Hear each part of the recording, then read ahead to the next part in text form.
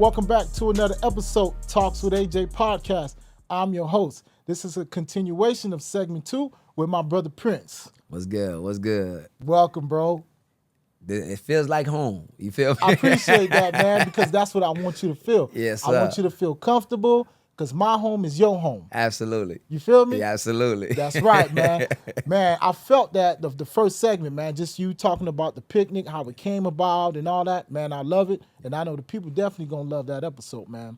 So before we go into this segment, man, tell me, who is the Prince, man? Man, Jimmy Jasmine. Okay. AKA the Prince. Okay. You know, I'm a son of God, and that's how that come about. Right. Music. I love music. Brother, I'm a son. I'm a positive influencer, advocate, artist. Right. Everything in the book, man, you can imagine. Handyman. One time my coach called me handyman, right? I was playing flag football, and I was thinking about this the other day, right? He said, man, your name handyman. And that's what I had on my flag jersey, right? He said, man, there's nothing you can't do. Right. He said, man, I'm going to call you handyman. Yo, okay. Because I could put you anywhere and you could play. Right. So that name I carry with me. Gotcha. When I got to high school, I'm playing, I couldn't get off the field. Coach got me playing wide receiver, corner, punt return, kick return. So, yeah, handyman. That's what I'm talking about. That's what I would call it. I like the name. That's shit dope. I love the name, man. So let me ask you, man. So how was your upbringing, man? What was your child like? How was your adolescence, man? Coming up as a young boy, man. Yeah, what was that like? It was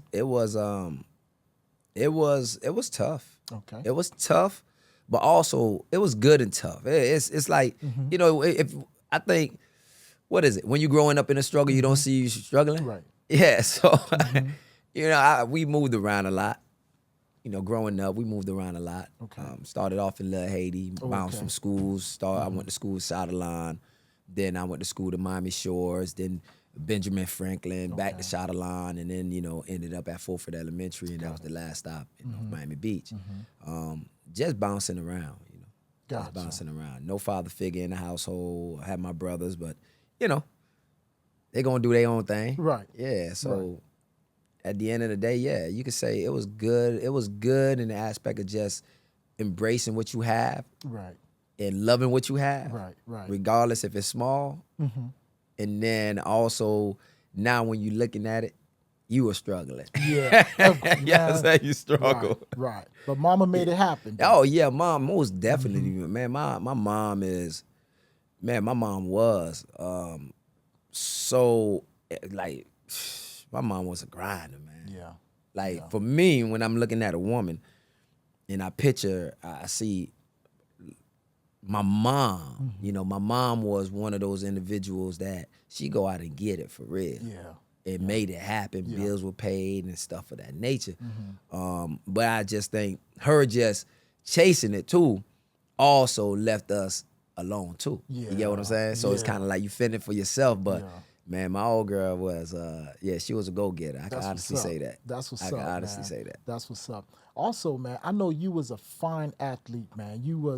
I believe you. Was you an All-American, man? I know you was all-day first team. Yeah, I was all day. Was you all-day first team? Yes, sir. So what got you into football, man? What got you into sports? Man. You want an honest answer? Yeah, I want an honest answer. What really got you into football, man? I just played football around the block. It was, you know, as a kid, when it's in you, it's in you. Gotcha. That's it. Like, Gotcha. I was going to school, playing basketball, jumping high, you know, running fast, able to catch the football around the block. Right. And that's how I made the name for myself, really, because I didn't play Optimist football. Okay. You know, my mom didn't want to sign me for Optimist football because my older brother, Steroids, played Optimist football, and he ended up in the street somewhere.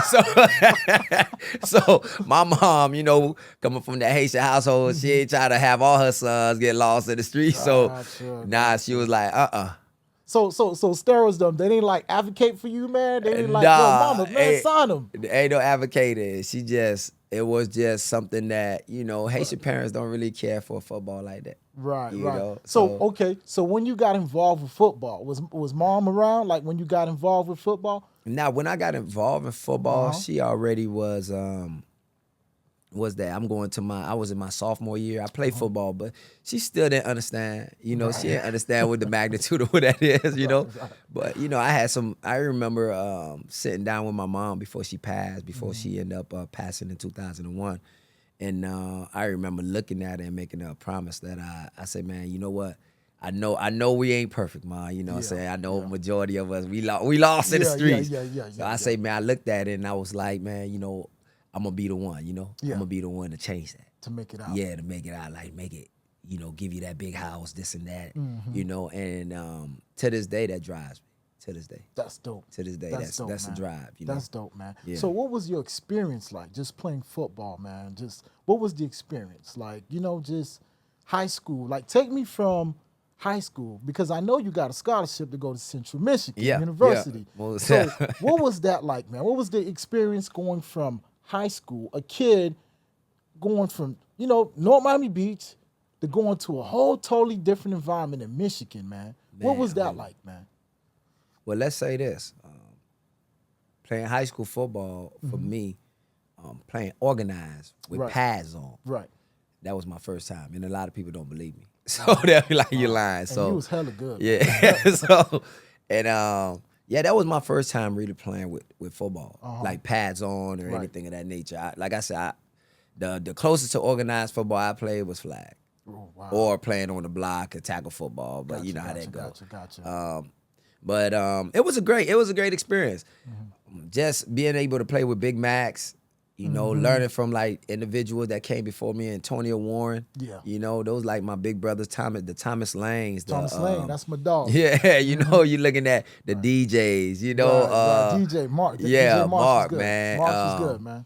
You had them guys. Even my cousin, you got Ralph Volsi, I forgot all about him. He was good, man. He was good. So he was good. But it was a great experience for me. But here's something funny, right? This how I know I don't like football. For me, I'm just learning football. If I knew what I knew about football, it's certain decisions, certain moves that I made when I was in high school that I probably would have did differently, right? Gotcha. So I'm gonna give you a prime example. I'm playing JV. JV season's over with. They moved me up to varsity. Okay. And I tell them, they say, I'm turning in my pads, and they say, nah, coach say you moved up. I say, man, hey, tell them I see him next year. Why is that? That's me not knowing football like that. Oh, wow. You get what I'm saying? Me not knowing Gotcha. yeah, you moving up, but it's not like, for me, it wasn't, I see y'all next year, man. The season old. You know what I'm saying? Was it like the lack of interest? Nah, it wasn't a lack of interest. It's just me not knowing how, it's almost like you being rewarded something. Oh, okay. And I'm saying, I see y'all next year.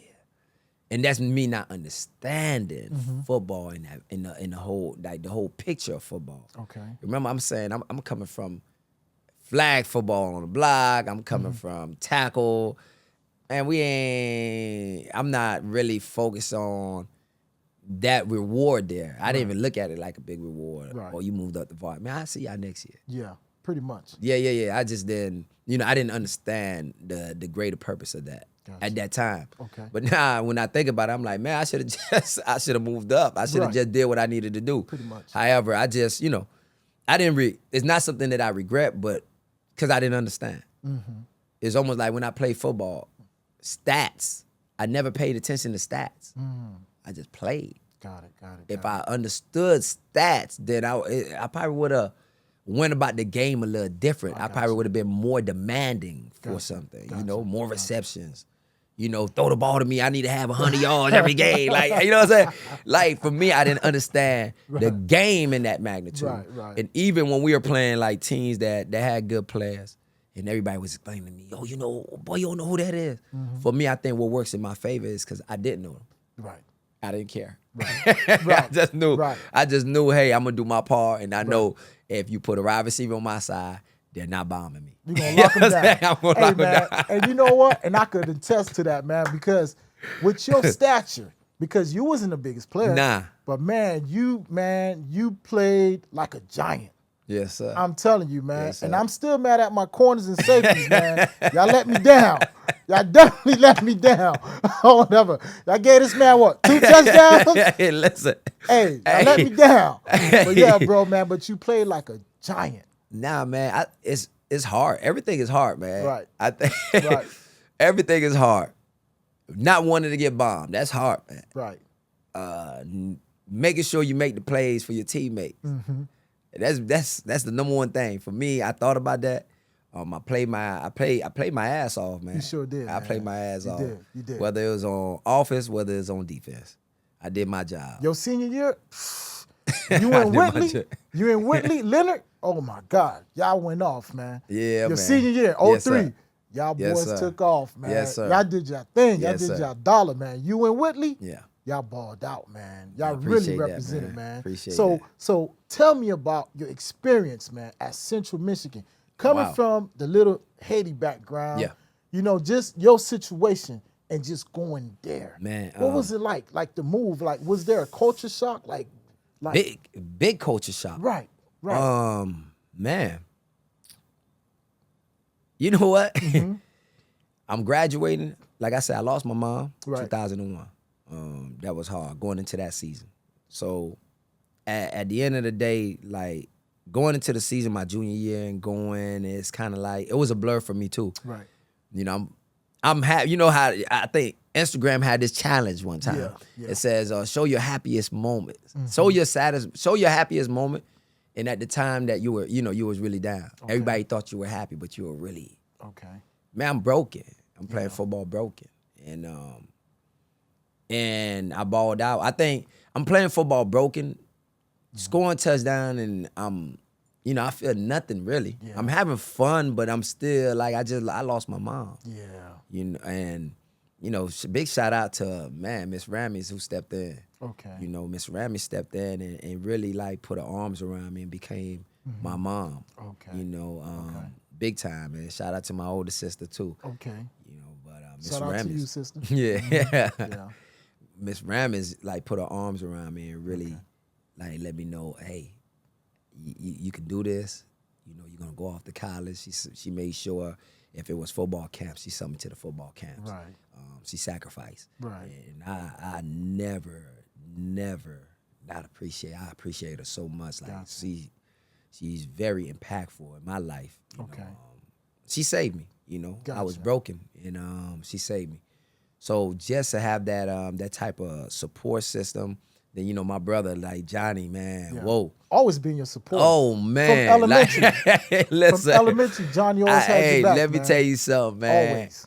The greatest big brother a little brother Yeah. can have. Shout out to I got Johnny. that. Yes, sir. I got him. All my brothers are special, man. Right, right. Every single one of them bring something different, Right. but they're all special. And just going from the little Haiti to North Miami Beach, and then having to make a decision. That was a hard decision for me to make. Yeah. To go to Central Michigan to go play football, coming from Miami. And, Right. the cold is different. It was a culture shock, and coming from Miami, you'll be spoiled, and I tell people that. Okay. That And like, why we're- is that? Why is that? Because Because we- of the weather. The weather, Uh-huh. and we is a melting pot. Yes. We get to experience everything Right. from all culture backgrounds. Yes. Yes. And what you realize is once you start leaving Miami, you start going more up north. It's not like that. It's either black or white. Yeah, Right. so and especially when you're going to a D1 university, Yeah. Yeah.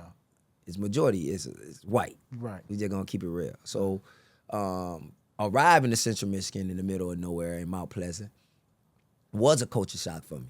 Oh, it was such a culture shock. I left. Them coaches probably thought I wasn't coming back. I left, and my phone was blowing up. Hey, Jasmine, where are you? Hey, Coach, I'll be back. Man, I'm going back home. I'm homesick. Damn. I really felt homesick, so I went back home because I went up there early to Central Michigan. Okay. And went back home, get my mind right, and flew back up, and started to lock in. Gotcha. You know, started to adapt to the environment, try to adapt to the culture and everything that was happening up there. Took me a minute, but I was able to do it because I knew if I could get through this situation here, man, I could make it anywhere. Gotcha. You know? So I started really, really putting into perspective this was a business trip for me. I'm glad you said that. It was I'm a glad business you trip. said that, man, because you know why? That is very important. Because what I tell these young kids today that's playing football, that's going away to college, I say, look, this is business. Business. This isn't high school anymore. No. Once you get on that college campus, you're just a number. That's what you are. Yeah. You a number. You know, you do have some coaches that care about the players, and you have some that really don't. They don't. It's business, right? And that was a great point that you brought up, right? So you playing at Central Michigan, right? Every kid hopes and dream is to make it to the NFL, right? So when that didn't happen for you, how did that impact you? Like, how did it impact your life?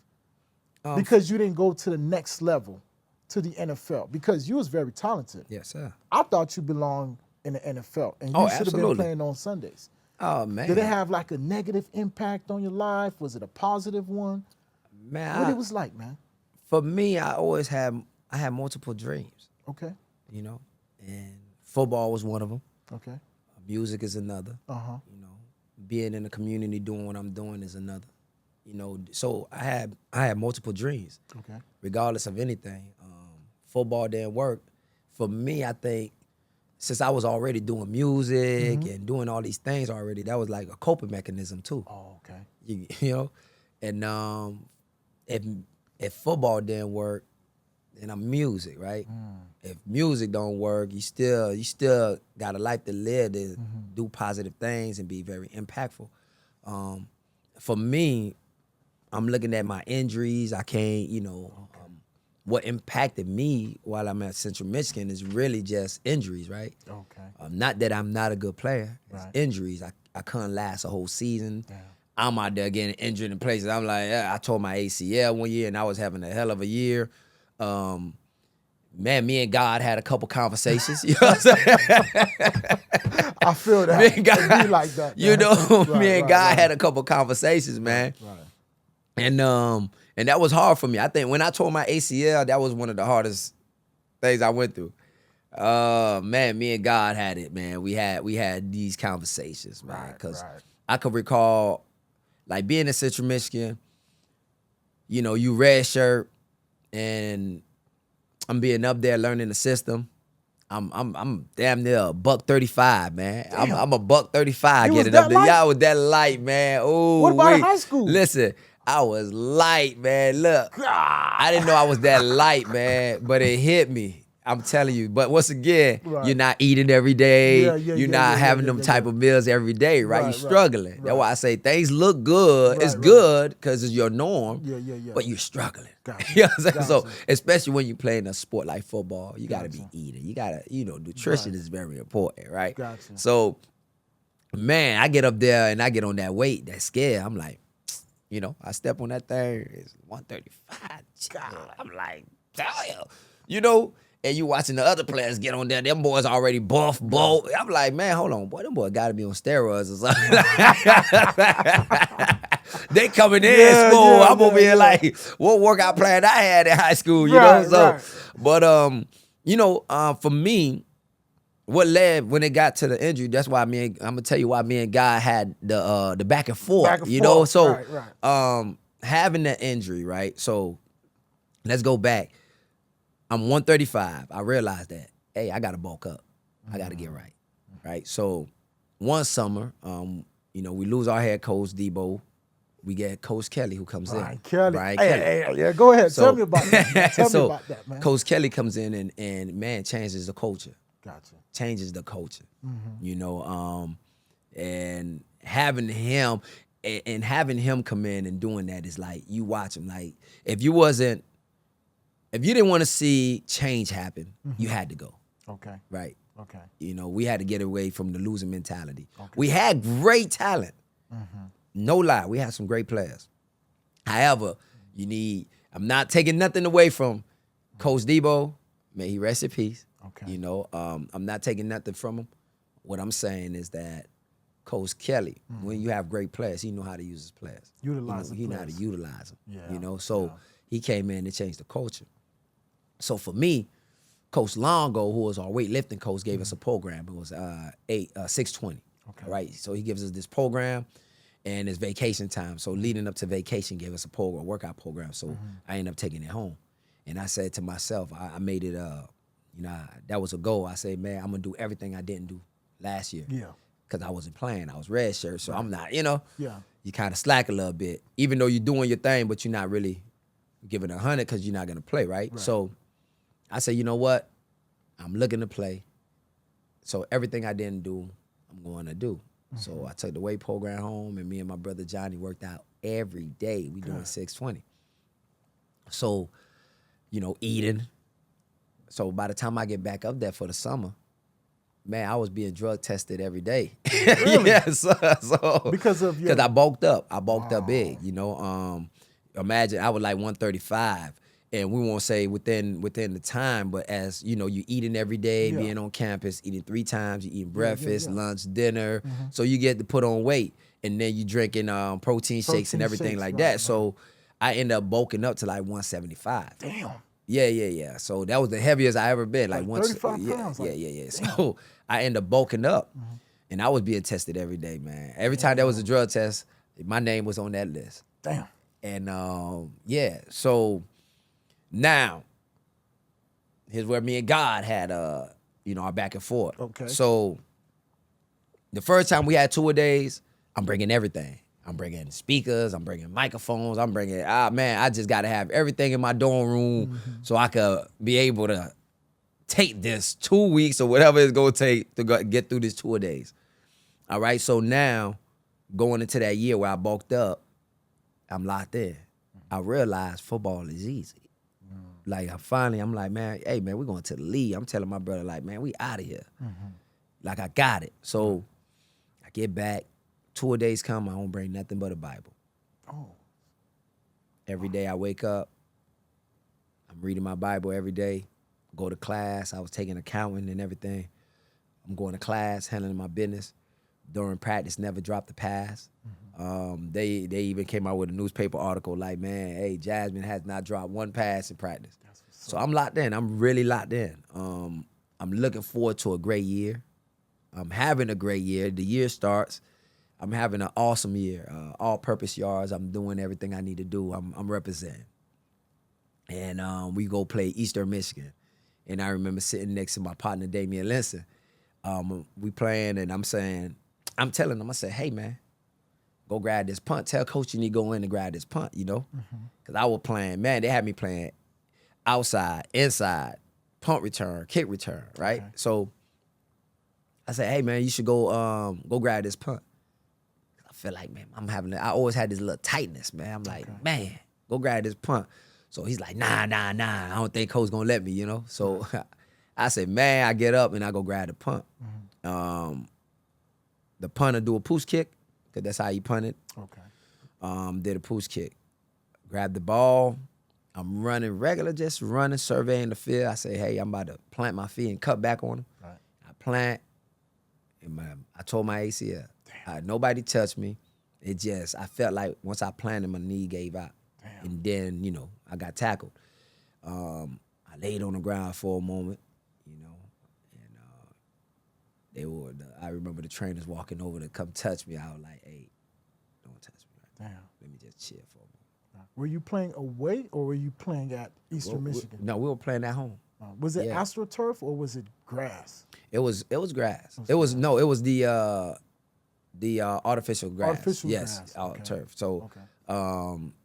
I tore my ACL, and I laid on the floor before I knew I tore my ACL. I laid on the floor, Right. and when I finally got up, I walked off the field, you know, and I was sitting down, and I remember talking to the trainer. I said, "Hey, man, my knee thriving right now. Do you have anything for it?" When he gave me a handful of pills, I paused for a moment. I said, "Boy, what's all that for?" He said, "Man, I don't know. You might have tore something." I'm like, "Nah." say, I don't know, man. I say, I feel all right. You feel me? But he was like, nah, I think you tore something. But I ain't take the pills because I'm not a big pill drinker. Okay. So when we went to the doctor, matter of fact, I'm at home. Before going to the doctor, I'm at home and I'm like planting my feet, trying to plant to see if my knees will buckle. And I'm like, damn. So at the time I was dating this girl and she was into the medical. And I say, man, ask your professor, how do you know you tore your ACL? And then she came back, she said, if your knees buckle, you tore your ACL. Damn. So before I went to the team doctor, I already know I tore it. Damn. I broke down, man. I broke down, man. Was this your senior year? Man, that's not even my senior year. That was my sophomore year on the field, junior year in the class. Damn. Yeah, so I was having a hell of a year. And I go sit down, you know, the doc, he tells me, yeah, you gotta go surgery, tore your ACL. Cool. You know, and you just soaking it in. Cool. I get back to my apartment and you know, my teammates, I had some roommates, they sitting there and AJ and Darren. And I remember just, hey man, I broke down, boy. I broke down. Like that was like from my first major injury. I ain't never had no injuries like that, you know. So yeah, I broke down, man. Damn. That was hard. And going through that process, I wanted to come back home so bad, man. Hey, man, I gotta go back. I don't want to be here because you're here to play football. Yeah. But then, you know, talking to like my mama, Miss Ramis, and baby, you got to get that degree, baby. Yeah. You know, and that was always something. Talking to my brother Big T when he was in the federal prison, he said, man, love, bruh, that degree, man. Yeah. Regardless of anything, get your degree. Pretty much. You know, so I took that heed to that, man, and you know, stayed. I'm like, man, if I could make it through this once again, I could make it anywhere. Right. So yeah, I didn't make a decision. I stayed, did what I needed to do, came back, played, and still injuries were still looking at me. I couldn't get away from no injuries, man. That's crazy, man. But outside of that, man, experience, culture shock. Had the opportunity. Coach Kelly ended up challenging me to write a song because he found out that I'm a rapper, and I never wanted rap in football because at the time you couldn't do both. Right. And sometimes the subject matter I'm rapping about, which is, it could be, you know, things I seen, things I experienced growing up, things around my neighborhood, don't coincide with football. Because, you know, you got to look pretty over here, and over here you talking gritty, you couldn't mix it. But Coach Kelly challenged me. He was like, man, hey, man, you're a rapper. I need a song. You're a rapper. I need a song, man. You know, so I ended up, and keep in mind, I was already working on a song for the university, right, on my own. I said, man, I'm going to create something.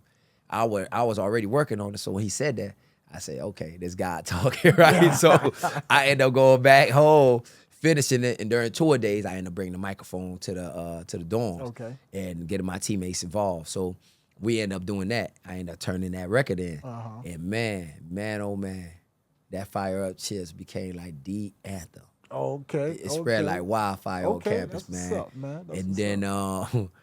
Me being from Miami, being the hustler that I am, right?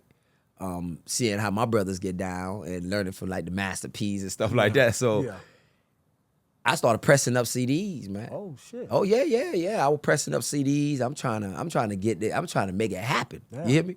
Okay. And what I found out is the NCAA wasn't having that.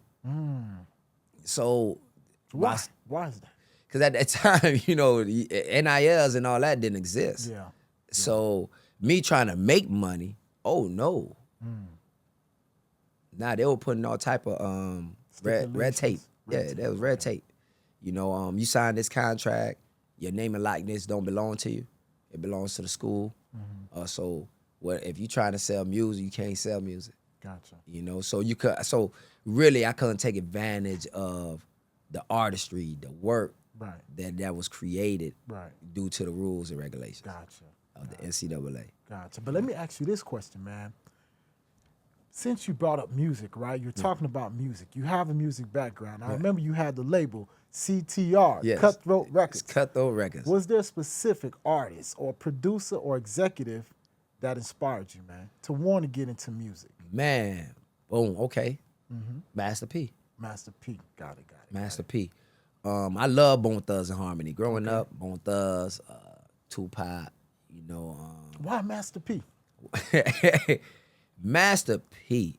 You know, they say music, right? Depending on and the subject matter. My older brother was going in and out of town. He came back. He said, "Boy, that these country dude, boy, you know, they about to be the next big thing, right?" And I remember bringing the music, and I'm at Fulford at the time. I'm probably 5th grade, 6th grade at the time at Fulford. So he would bring these these tapes. I'm listening to it. I'm like, damn, okay. But the thing that he was saying, man, the thing that I picked up from Master P straight up was he always talk about ownership. Regardless of what he was talking about, he could talk about the dope, whatever. When I listened, it was almost like he was speaking to me. Like, yo, ownership. You know, 15%, that ain't enough to pay my mother. Yeah. I know. You know what I'm saying? So when I'm hearing that, it's like he talk about ownership, man. And for him to even put out I'm About It. I remember me and my brother watching I'm About It. Cause my brother loved Master P. Yeah, dog. Hey, Ultimate Hustler. He loved Master P. Oh, No Limit movement. Right. So we watching I'm About It. And I remember telling my brother, like, man, we could do that too, man. We could start our own label. Yeah.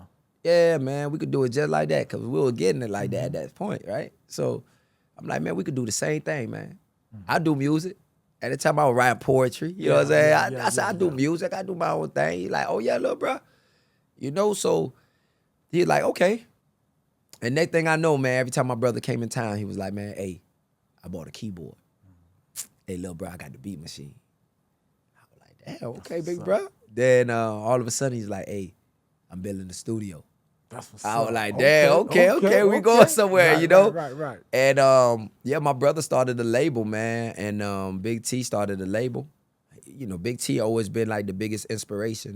That's the first promoter I know. Okay.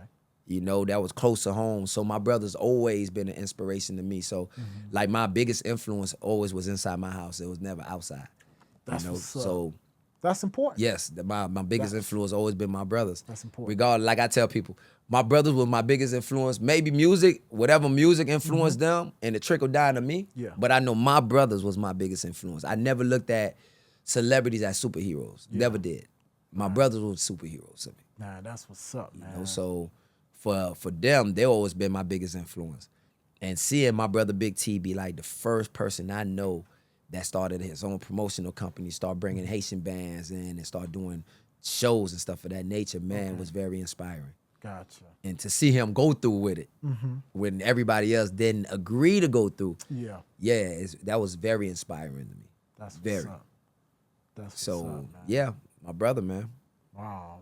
Big T's, but Master P, outside of my brothers, Master P would be somebody that I listened to, and he was always promoting ownership. Right. And for me, I took that. So everything I did growing up, I got my own record company. I went to Central Michigan. I was wearing my own clothes. Everybody will tell you, I had my own jackets, my own clothes, my own T-shirt. Everything I did was my own. Okay. If I put my hands into it, I got to have some type of ownership of it for me. You know, so everything that I've got involved in, outside of just my partner stuff, I ain't gotta own nothing that my partner. Yeah. If my partners need help, I'm there. You there. However, if anything, like when it comes to my nonprofit, you know, I'm giving back. I had a vision. You don't see the vision, I'm gonna create my own lane and start doing it this way. Not trying to reinvent the wheel, but if you don't see the vision that I'm painting to you, I'm gonna create my own. So I created my own nonprofit and started hitting the schools myself. Right. Nobody didn't call me. I just hit the ground running. Right. That's the entrepreneurship in me. That's the grind. That's the Master P. Right. That's my big brother. That's my mother's in me for me to be able to go ahead out there and do the job like I did. That's what's up, so man. those were like, you know, the inspirations, the motivations. You know what I'm saying? So, that's what's up, man. Yes, sir. I feel that, man. You have a hell of a story, man. Yeah, man. Just sitting here listening to you, just how you pivot, man. You went from football to music. Now you sewing, you make your own clothes. You're a community organizer. Yeah. You got all these great things, man. But before we wrap up, man, let the people know, what is the name of your nonprofit, man? Stars of Tomorrow, Inc. Inc. Okay. Yes, it was founded in 2010 Okay. in North Miami Beach. Mm-hmm. Man, I only had, and here's the thing, I only had $60 in my pocket at that time. And Okay. I decided that I'm gonna start a nonprofit. Okay. And, So if anyone wants to assist you with your nonprofit, how can they reach out to you? How can they get involved with you with your nonprofit? oh man, sotinc.org. You can go to sotinc.org. And once again, you want to get involved, I'm not a hard person to find. My telephone number is 786-205-9112. Gotcha. If you can't find me, it's because you're not looking for me. But you know what, man? Before we close this segment, man, Trick Daddy, if you come across this video, man, you and the Prince, y'all need to make a remix to Trick Love the Kids, because the Prince love the kids, man. Love them to death, man. He love the kids, man. Y'all need to go ahead and get in the studio, man, and make a remix to that song, man. Because this is Mr. December himself, man. When the holiday seasons come around, this man is hustling and bustling. He's taking care of the teachers. He's taking care of the kids, man.